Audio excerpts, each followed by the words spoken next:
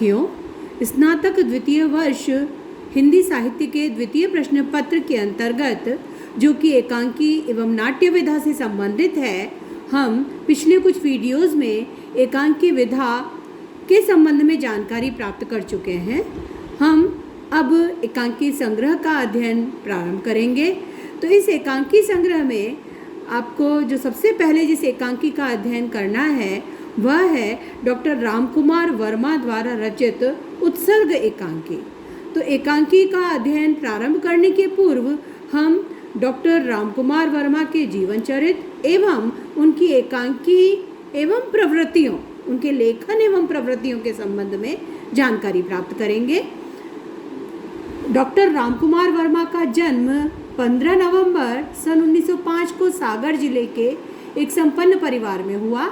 इनके पिता का नाम श्री लक्ष्मी प्रसाद वर्मा और माता का नाम श्रीमती राजरानी देवी था। डॉक्टर वर्मा की शिक्षा जबलपुर तथा नागपुर में संपन्न हुई। इन्होंने प्रयाग विश्वविद्यालय से सन 1929 में प्रथम श्रेणी में एमए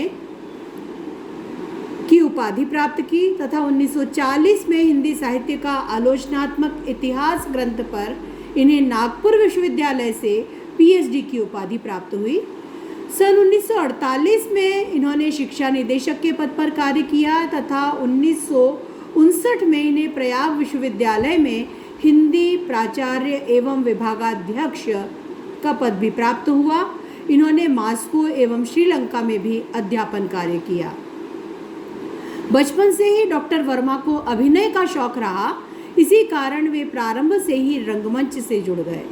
26 जनवरी सन 1963 को इन्हें भारत सरकार ने पद्म भूषण की उपाधि से भी अलंकृत किया। तो ये संक्षिप्त जीवन परिचय हमने उनका प्राप्त किया।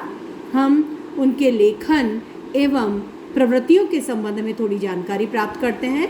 डॉक्टर रामकुमार वर्मा हिंदी के प्रतिष्ठित साहित्यकार हैं, जिन्होंने एकांकी, नाटक, कविता, आलोचना आदि विविध साहित्यिक विधाओं में लगभग 100 कृतियों की रचना की।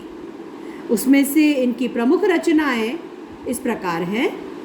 कुछ इन्होंने काव्य संग्रह लिखे, तो काव्य संग्रह में वीर हमीर, चित्तौड़ की चिंता, अंजलि, हिंदी गीति काव्य, चित्ररेखा, आधुनिक हिंदी काव्य, जौहर आदि रचनाएं प्रसिद्ध हुई। एकांकी संग्रह इनके जो प्रसिद्ध हैं वो इस प्रकार हैं: पृथ्वीराज की आँखें, मयूर पंख, रेशमी टाई, मेरे सर्वश्रेष्ठ एकांकी, चारों मित्रा, अमृत की खोज, केसर का सौरभ, चार ऐतिहासिक एकांकी, रूप रंग, कौमुदी महोत्सव, रजत रश्मि, ऋतुराज, इंद्रधनुष, ललित एकांकी, दीपदान, मेरे सर्वश्रेष्ठ एकांकी, बहुरंगी एकांकी आदि। नाटक जो इनके द्वारा रचित हैं: शिवाजी, जयवर्धमान, तैमूर की हार, औरंगजेब की आखिरी रात, महाराणा प्रताप, नाना फडणवीस, अशोक का शोक, कला और कृपाण, जौहर की ज्योति, विजय पर्व, सारंग स्वर, कुंती का परिताप, पृथ्वी का स्वर्ग आदि। कुछ इन्होंने आलोचनात्मक पुस्तकें लिखी, आलोचनात्मक ग्रंथ लिखे, और जैसा कि हम ऊपर देख चुके हैं, इन्हें पीएचडी उपाधि भी अपने आलोचनात्मक ग्रंथ पर ही प्राप्त हुई थी। तो साहित्य समालोचना, कबीर का रहस्यवाद और हिंदी साहित्य का आलोचनात्मक इतिहास नामक इनके आलोचना ग्रंथ हैं।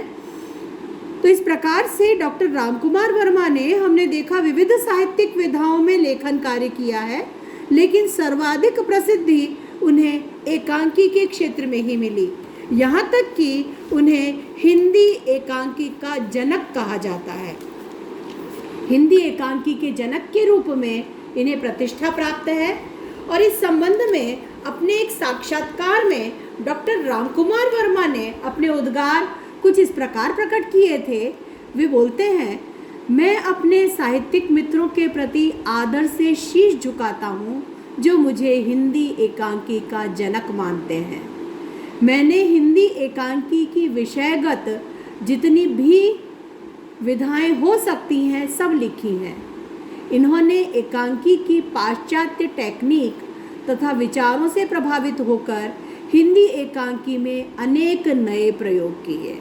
तो एक हिंदी एकांकी का जनक इन्हें सम्मानपूर्वक कहा गया, क्योंकि वास्तव में हम इनके लेखन पर दृष्टि डालें और आगे हम इनकी प्रवृत्तियों को देखेंगे, इनके एकांकी के संदर्भों में किए गए प्रयोगों को देखेंगे, तो यह बात पूरी तरह स्पष्ट हो जाती है कि हिंदी में एकांकी का सही रूप में, जिसे हम एकांकी विधा कहते हैं, आज हम देख चुके हैं कि एकांकी का स्वरूप कहीं ना कहीं हिंदी के रूपकों में रहा है। पहले नाट्य विधा हिंदी में जो संस्कृत से नाट्य परंपरा आई है बहुत प्राचीन है, लेकिन आज जिसे हम एकांकी कहते हैं वो कहीं ना कहीं पाश्चात्य जो वन एक्ट प्ले है उसका ही हिंदी रूपांतरण है।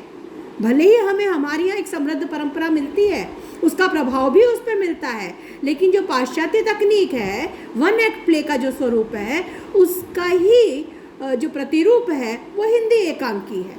तो उसका हिंदी में प्रवर्तन करने का श्रेय, जो एक दृश्य वाले, एक अंक वाले नाटक, लघु नाटक लिखे गए, उसका श्रेय, उसको जन्म देने का श्रेय यदि किसी को जाता है तो वो डॉक्टर रामकुमार वर्मा है। और अपने एकांकियों में वो विविध प्रयोग करते हुए देखे जाते हैं। बहुत सफल एकांकी इन्होंने लिखे हैं। एकांकी की जो पाश्चात्य तकनीक है और विचार हैं उन्हें भी लिया, हिंदी एकांकी में अनेक नए प्रयोग किए, इसलिए एकांकियों के एक नए युग का प्रारंभ डॉक्टर रामकुमार वर्मा के एकांकियों से होता है। इनका प्रथम एकांकी बादल की मृत्यु सन 1930 के विश्वामित्र में प्रकाशित हुआ था।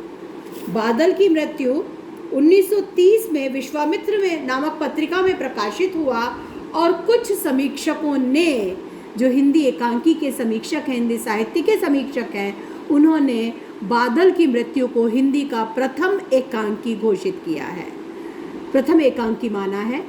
डॉक्टर सिद्धनाथ कुमार इनके एकांकियों का मूल्यांकन करते हुए लिखते हैं, इनके कथानक विविध क्षेत्रों से लिए गए हैं, पौराणिक, ऐतिहासिक, सामाजिक आदि सब प्रकार के प्रसंगों पर इनका निर्माण किया गया है।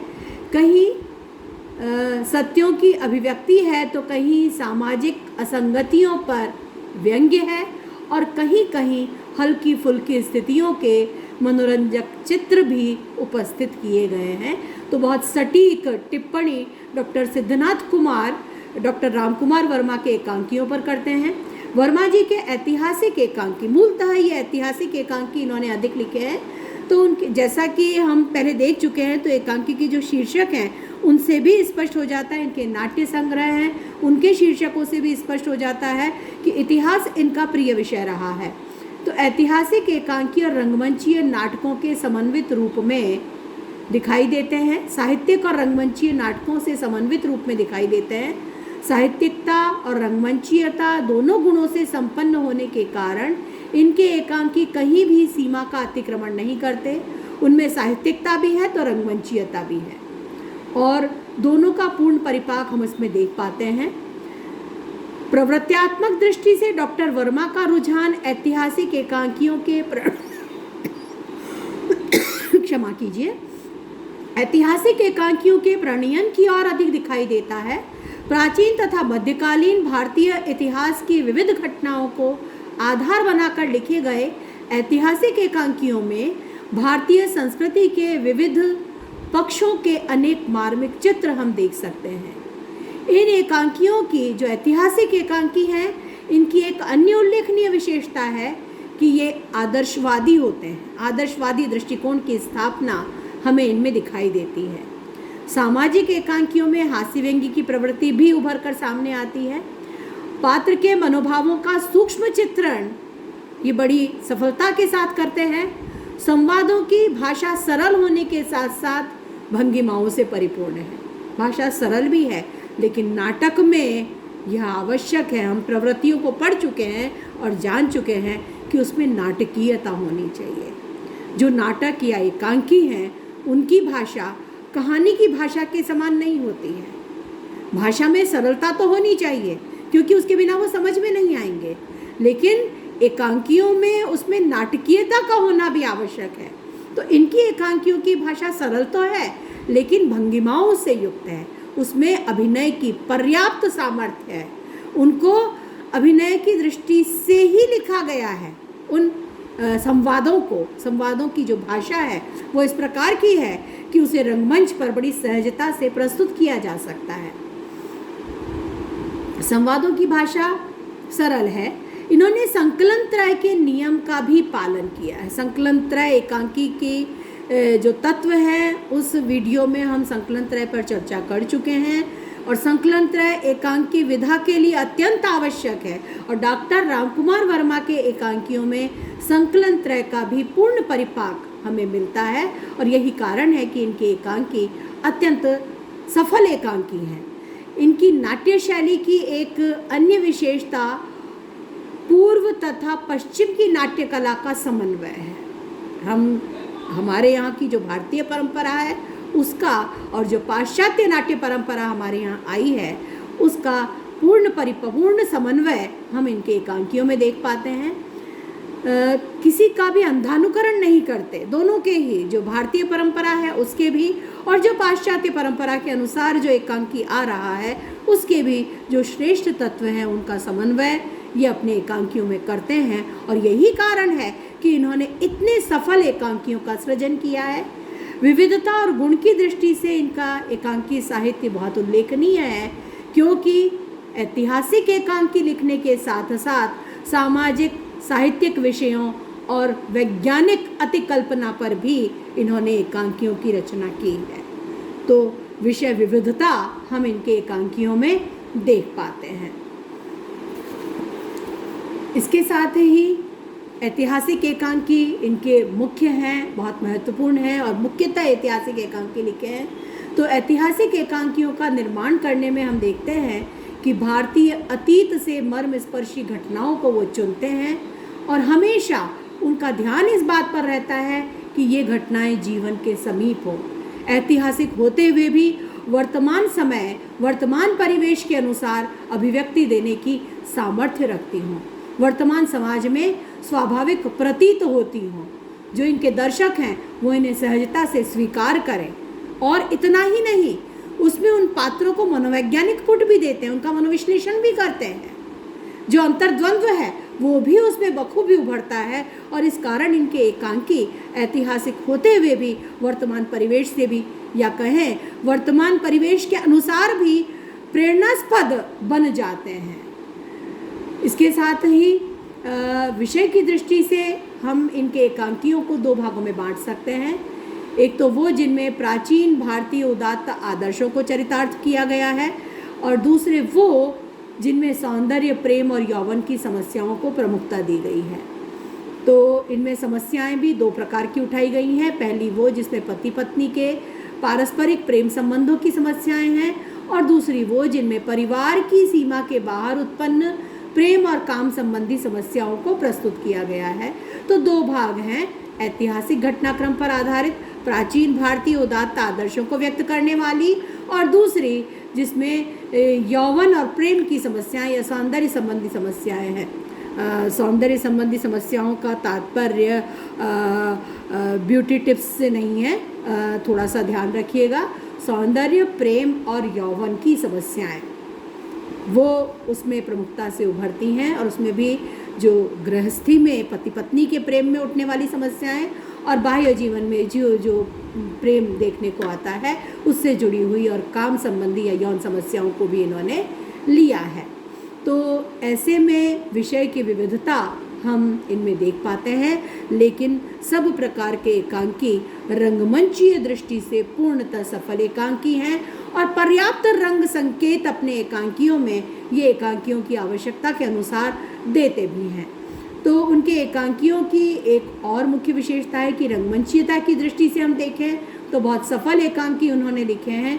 रंगमंचीय व्यवस्था को ध्यान में रखकर उन्होंने एकांकियों की रचना की है और इसीलिए एकांकी का जो परिवेश है उसके अनुसार पर्याप्त रंग सज्जा या रंगमंच की सज्जा के संकेत ये स्वयं देते हैं। एक अन्य विशेषता है कि कलात्मकता से संपन्न है इनके एकांकी, भाषा ललित है, सजीव है, अभिनय कौशल से पूर्ण है, अभिनय करने योग्य है। वर्मा के समस्त एकांकी मानवीय भावनाओं से ओतप्रोत हैं। विषय चाहे कोई भी लिया हो, चाहे ऐतिहासिक लिया हो, चाहे सामाजिक लिया हो, चाहे प्रेम संबंधों को लेकर लिया हो, लेकिन सर्वत्र इनके एकांकियों में मानवीय आदर्श की स्थापना हम देख पाते हैं। तो मानवीय भावनाओं से ओतप्रोत है। उनकी पृष्ठभूमि प्राचीन भारतीय संस्कृति के आदर्शों से परिपूरित है। श्रव्य और दृश्य दोनों तत्वों का सफलतापूर्वक समावेश किया है अपने एकांकियों में। उनके एकांकी रेडियो पर भी बड़ी सफलता के साथ प्रसारित हुए हैं। ये उनकी एक सामर्थ्य है कि जहाँ रंगमंचीय दृष्टि से उनके एकांकी सफल हैं, वहीं रेडियो की दृष्टि से जो मूलतः ध्वनि पर आधारित है, वहाँ रंगमंच नहीं है सामने रेडियो नाटकों में, लेकिन उनके एकांकी रेडियो पर भी प्रसारित हुए हैं। भारतीय आत्मा और पाश्चात्य टेक्निक का अद्भुत समन्वय हम उनके एकांकी में देख पाते हैं और उसने उनकी एकांकी कला को बखूबी निखारा है।